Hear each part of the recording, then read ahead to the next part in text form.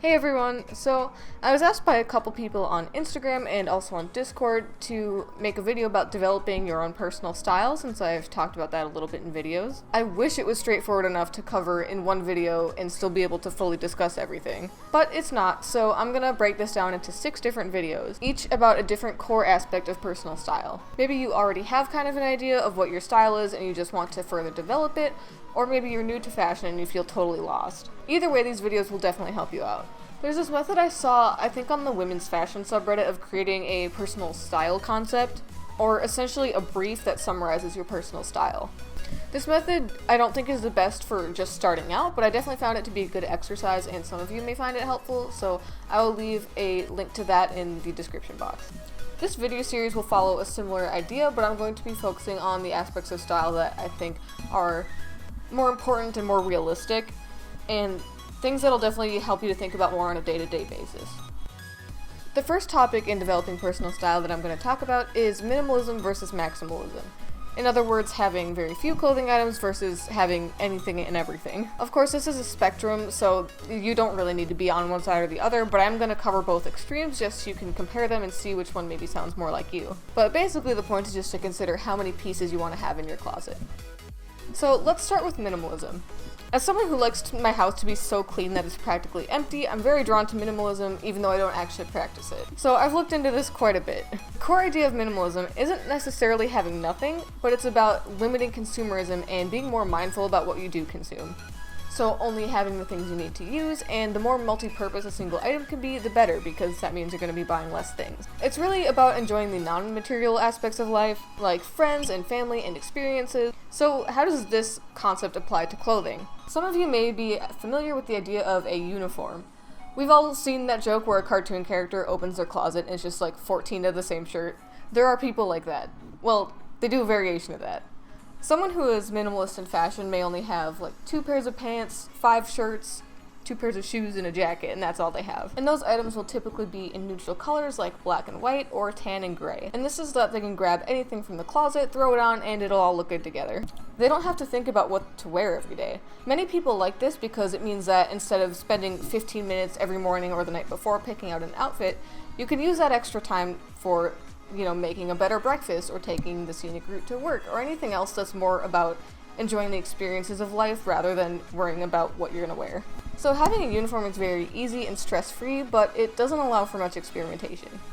With minimalism, since you'd be wearing the same few items a lot more often, and also washing them a lot more, they really need to hold up. So minimalists won't be buying as many things, but the things they do buy will be way more expensive, but also of way better quality. For example, my uncle has been wearing the same pair of steel-toe boots for the past 15 years, and my cheap $20, $30 boots from Hot Topic wore out in a year and a half. Even though minimalism doesn't necessarily equal smaller price tags, you are purchasing a lot less over time, and that will save you money in the long run from not having to constantly replace things.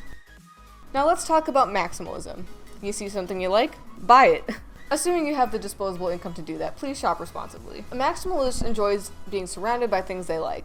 For them, maybe the shopping process itself is something they really enjoy, or maybe they just like to collect things over time and show off their collection. A maximalist also tends to keep things around because their possessions hold more sentimental value. The one thing I will say about maximalism is if you're this person, please don't be wasteful about it. Don't just throw clothes away. If you don't want something anymore, there are plenty of places to try to sell it or try to donate it. I made a video about this, so you can feel free to reference that by clicking up here. But for a lot of maximalists, it really is about the collecting. It's about accumulating things over time that you love and being able to use those items to tell stories and reminisce. And this person will have something to wear to any themed party. These are the types of people that do those closet tour videos that I always see in my recommended. They'll have an entire closet full of stuff, but they love every piece, they know where they got it, and they'll be able to tell you a story. They'll just pull out a dress and be like, "Oh, I wore this to my best friend's bachelorette party in 2013. That was such a good night." Sure, they haven't worn it since then, but it holds a lot of good memories to them, so they keep it around. Maximalism is definitely more expensive than minimalism over time, because it's really about consumerism. Buying things you like, buying things for certain events, buying things that are trendy. It gets really expensive even if you're shopping fast fashion.